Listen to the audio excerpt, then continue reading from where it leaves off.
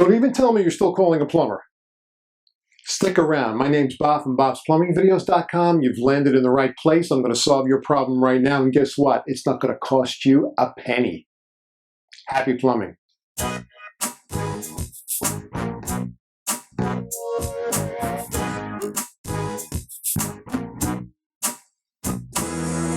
Hey, welcome folks. Bob here from Bob'sPlumbingVideos.com, and in this short video I'm going to explain to you the process that I used to go through in rebuilding a globe valve. I got a request from one of my YouTube viewers asking if I can show him how to rebuild a globe valve, and I told him I would put this video up. He had watched my videos on choosing which valve was right for your specific situation, and whenever possible, my valve of choice is the ball valve, is the full port ball valve. As you can see, they're quarter turn, they're bulletproof, virtually leak proof. This is a valve I would always choose to go with, but he stated that he had quite many globe valves in his home, and it just wouldn't be possible to go changing all the valves. Could I show him how to rebuild a globe valve? And I certainly am going to do that in this video. Now, this is a globe valve. This is the valves I used back in the day when I was coming up into the trade. Pretty much this is what you would find down somebody's basement, and this would control the water going up to the risers. You'd find them under kitchen sinks, on the bathroom sinks. They were plentiful, and this is what we used. Now, globe valves are not like ball valves in that they are not full port valves.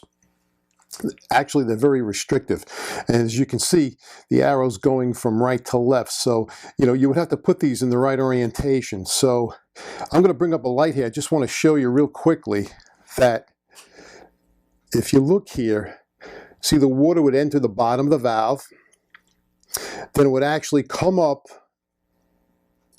into the seat, and then it would actually exit the top of the valve. So it would go in the bottom, come up through the seat, and then exit the top of the valve. That's just the way it worked. Now, those seats weren't removable. Most valves didn't have removable seats, and when that seat went bad, it got corroded, it got nicked, it got all screwed up. It was time to change the valve. There's not too much you could do about it, but if that seat remained intact, let me move on and show you what you can do to replace the washer and maybe repack the valve itself if you didn't want to go through the trouble of changing the valve. So we'll put that down, and let's bring up the stem here. Now, pretty much this valve has a washer just like in a kitchen faucet, as you can see there. So when the washer went bad, the washers would get, especially in the hot water, they would get very hard, very brittle, almost like ceramic-like. So when they lost their ability to push up against the seat, it was time to put a new washer in there. So you'd come in here with your, and in my case, I got my little super tool here, my Leatherman. This is my super tool of choice, and we would just come in here and take the screw out, and you take the washer out, and you would just replace the washer. You'd get a like washer, just replace the washer, put it in there, and that was it. Now, I don't know if you can see here, let me bring that light back up again, but most valves is like a cup on it, and if you can see, the washer would sit into the cup, that little cup there, and a lot of times this cup would get corroded and actually it would break off, so you would have a flat surface. So if you put a washer back in there and then you would continue to squeeze this valve closed, the washer had no way of staying within that cup, and the washer eventually would squeeze out and get all distorted. And they actually sold, and I don't have one to show you, they sold little cups, little brass cups that you could put the washer in, place the washer in a new brass cup, place that brass cup right on top of here, and just screw it back in. Now, let's not forget too that a lot of times we would go to unscrew the screw in the middle of this valve, and ultimately the screw head would break off, and when that would happen, we would end up having to actually drill and tap that screw. A lot of times I would take an awl and I would go in there and I would actually put the awl in the center of the broken screw, tap it, A lot of times, if it was hollow behind there, the screw would fall in because it was so rotten. If it wasn't rotten and it was solid on the bottom, I would actually have to drill it out, go get a tap and die, retap it, get a new bib screw, and you can put a new screw, put a new washer, you can put a new cup. We used to go through this, believe it or not, and it's just, you know, things have changed in today's world. It's just not cost effective, at least for me as a plumber, to do that.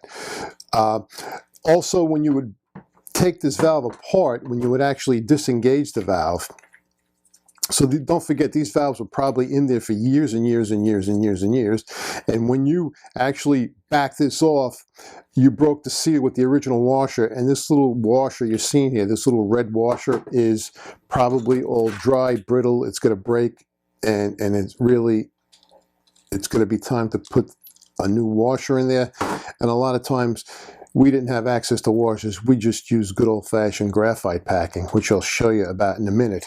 Also, the packing would leak, especially, again, if you never use these valves, and then all of a sudden, usually what happens, the first person to come along to turn these causes them to leak, and they've probably been in there for years before they were used, and all the packing in here got all dried out and brittle. So you would simply, in this case, is a nut, so we're going to take this handle off. Take the handle off. Then we would back off the packing nut. And inside here, you're going to see that there's a little rubber washer, but that rubber washer would be so brittle, it would break, it would chip off. And what we would have to do is, back in the day, I would use graphite. Graphite, good old, you know, string graphite packing. And you would go in there and you would just take this and you would do this in pieces. In other words, I'd put a small piece on here like this. I'd snip this off, come in, put my nut, I would run it all the way down until this actually went down into the cavity. Then I would follow up another couple of rounds, okay? Again, run the nut down. And you would do that so on and so forth until you would build up enough of graphite that it would fill up the whole inside of this nut. And you would get to the point where you would tighten that up, and you would actually work the stem back and forth, back and forth, back and forth until it got snug, and you would actually see the graphite kind of oozing out this nut here. And when you were nice and snug, you knew you were in business. Now, back in the day, I used graphite. I still use graphite today if I have to, but today, if you can't find the graphite, you can most certainly go out and find the Teflon. They have Teflon that's in a roll, and you most certainly can go in there and you could put your Teflon in. Same process. You put a couple of rounds on, you break it off, snip this off, put your nut on, run the nut down, back it off again, another couple of rounds, put it in again until you built up enough material to fill up the cavity inside this nut, and you're back into business. So that would take care of the stem. And then around here, because this washer generally would just break off, it would come right off, I would use some graphite. I would just run some graphite around here. Run it around. 1 or 2 rounds. And then I would just put that back into the valve body. And I would usually be off to the races. So again, you could use graphite if you can find it. But again, I actually found this graphite this morning, if you can believe it or not, in Home Depot. And it's far and few in between. You're probably more likely to find this Teflon rope, and you're more than welcome to put the Teflon rope in there. And again, you snip this off, and usually, 1 or 2 rounds will do the trick for this particular washer, and then you just continue to snug that up with a pair of pliers, and you'd be in business.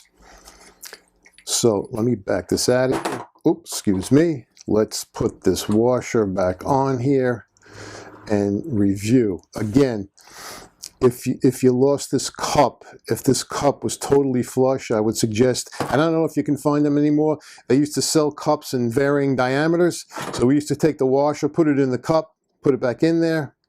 So you take your washer. If the cup is good, there's not a problem. You just go out and find yourself a washer. You put your screw back in here. You want to snug that up a bit.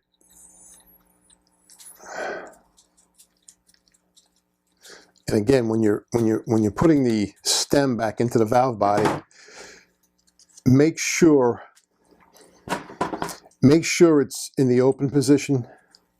So we don't want to be here when you're screwing this into the body, because you'll smash the washer and you'll destroy the stem. Make sure you're in the fully open, all the way open.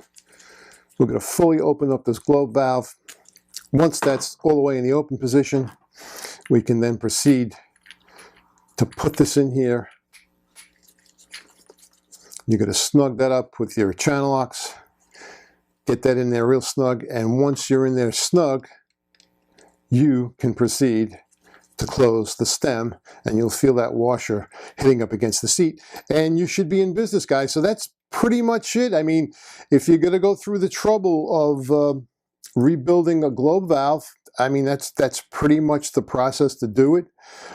It's not that difficult. It's just that for me, it's not cost effective.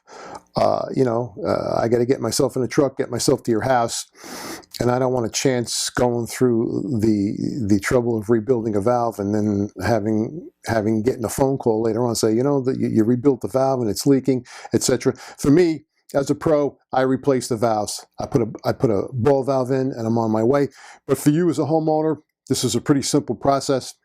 Again, whether you use the graphite or whether you use the Teflon rope, makes no difference to me. They both work.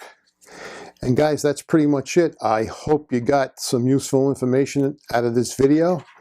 And as you can see, it's not that difficult to rebuild the globe valve if you have to. I used to do it all the time as a young man, and it can be done.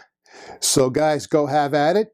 I wish you luck, and I hope to be seeing you in future videos. Stay well, be good, and as always, happy plumbing.